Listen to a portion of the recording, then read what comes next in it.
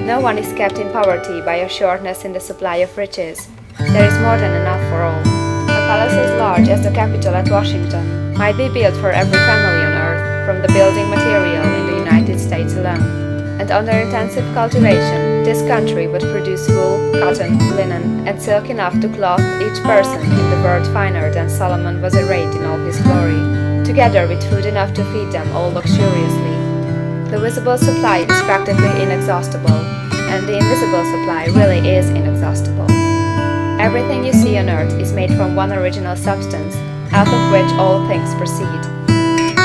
New forms are constantly being made, and older ones are dissolving, but all are shapes assumed by one thing. There is no limit to the supply of formless stuff, or original substance.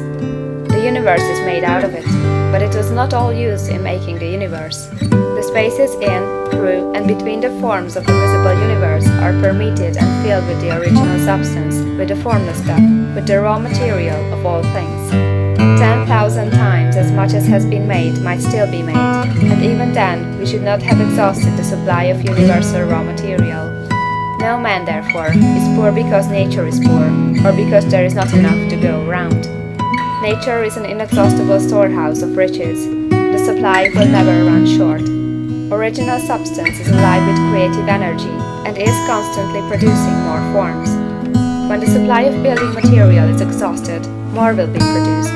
When the soil is exhausted, so that foodstuffs and materials for clothing will no longer grow upon it, it will be renewed, or more soil will be made. When all the gold and silver has been dug from the earth, if man is still in such a stage of social development that he needs gold and silver, more will be produced from the formless.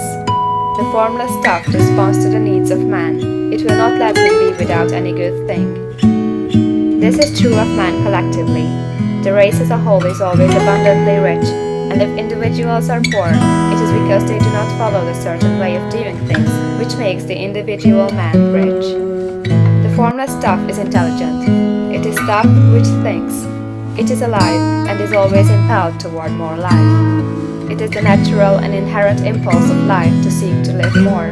It is the nature of intelligence to enlarge itself, and of consciousness to seek to extend its boundaries and find fuller expression.